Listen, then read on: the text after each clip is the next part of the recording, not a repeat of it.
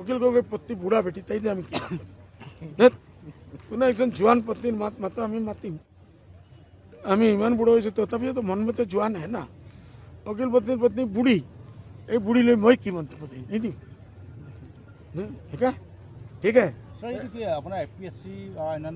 अरे वकील गगৈ पत्नी बुढ़ा बेटी ताई আমি কি কোনো একজন জোয়ান পত্নীর মাত মাতো আমি মাতিম আমি ইমান বুড়ো হয়েছে তথাপিও তো মন মতে জোয়ান হে না वकील पत्नीर पत्नी बुढ़ी এই বুঢ়ী লৈ মই কি মন্তব্য দিম নিদিম।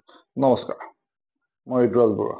এয়া যি শুনিলে আপুনি অসমৰ এজন তিনিবাৰৰ সাংসদ, তিনিবাৰ সাংসদৰ মুখত এগৰাকী নাৰীক লৈ এনেকুৱা ধৰণৰ শব্দ ব্যৱহাৰ। একচুৱেলি এগৰাকী নাৰীক লৈ বুলি নহয়, এগৰাকী অধ্যাপিকা, কলেজৰ অধ্যাপিকা, যাক আমি পণ্ডিত বুলি কওঁ, তেওঁক লৈ পেলাই এনেকুৱা ধৰণৰ অসভ্য বুঢ়ী মহিলা বুলি কৈছে, যিটো মুঠেও সভ্য সমাজৰ কাৰণে গ্ৰহণযোগ্য নহয়। আৰু তাৰ বাবে সামাজিক মাধ্যমৰ পৰা আৰম্ভ কৰি সকলোতে বদৰুদ্দিন আজমলক তুলা ধূনা দিয়া দেখা গৈছে।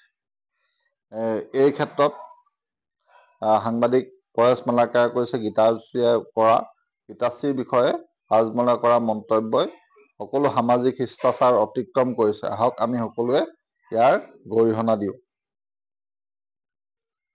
তাৰপিছতে অসমৰ প্ৰতিষ্ঠিত লেখিকা অনুৰাধা শৰ্মা পূজাৰীয়ে কৈছে, মানুহৰ প্ৰতিপত্তিশীল বিত্তশালী হ'ব পাৰে, কিন্তু এটা মুখৰ শব্দই এজন মানুহক সভ্যৰ পৰিচয় দি দিয়ে। বদৰুদ্দিন আজমল ডাঙৰীয়াই ডক্টৰ গীতাশ্ৰী তামুলীৰ বাবে কৰা মন্তব্য সকলো মহিলাক অপমান কৰিলে। এই মন্তব্যৰ বাবে ক্ষমা বিচাৰিলেও ক্ষমা নাই। ভৱিষ্যতে কোনেও যাতে এই মন্তব্য নাপাহৰে। হয়, গীতাশ্ৰী তামুলীক লৈ মুখ্যমন্ত্ৰীয়ে আৰম্ভ কৰা যি বিতৰ্ক, সেই বিতৰ্কটো গৈ এনেকুৱা এটা পৰ্যায় পাইছেগে যে গীতাশ্ৰী তামুলীয়ে বৰ বিশেষ একো কৰিবলগীয়া হোৱা নাই। তেখেতে নিজৰ পোষ্টটোক লৈ পেলাই মুখ্যমন্ত্ৰীলৈ যিখন ইনভেষ্টিগেশ্যন কৰিবলৈ যিখন পত্ৰ প্ৰেৰণ কৰিলে, সেইখনৰ যোগেদি মুখ্যমন্ত্ৰীয়ে পানী খাই গ'ল। তেওঁ কোনো ধৰণৰ ইনভেষ্টিগেশ্যন নহয় বুলি ঘোষণা কৰি দিবলগীয়া পৰিৱেশ এটা সূচনা হ'ল। তেওঁ অসমৰ অন্যতম প্ৰভাৱশালী ৰাজনীতিক নেতা তথা ধনী ব্যক্তি বুলি পৰিচিত। এইবাৰ বদৰুদ্দিন আজমল, যি অসমৰ হয়তো সকলোতকৈ ধনী ব্যক্তি, তেওঁ গীতাশ্ৰী তামুলীক লৈ কৰা মন্তব্যই ঘোটে ঘোটে পানী খুৱাই দিলে।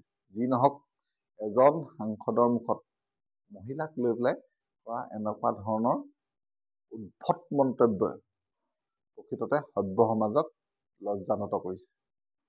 শেহতীয়া খবৰ মতে ৰাইজৰ দলৰ নাৰী বাহিনীয়ে দিছপুৰ থানাত বদৰুদ্দিন আজমলৰ বিৰুদ্ধে এক গোচৰ ৰুজু কৰিছে। অৱশ্যে এই গোচৰে এনেকুৱা পৰ্যায়লৈ যাবগৈ পাৰে বা কি হয়গৈ সেইটো কোনেও নাজানে। কিন্তু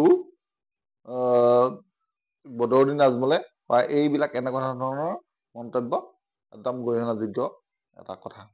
আৰু আপুনি এই বদৰুদ্দিন আজমলে কৰা এনেকুৱা ধৰণৰ মন্তব্যটো কেনেদৰে লয়? আপোনাৰ মন্তব্য আমাৰ কমেণ্ট ছেকশ্যনত জনাব পাৰিব। ধন্যবাদ।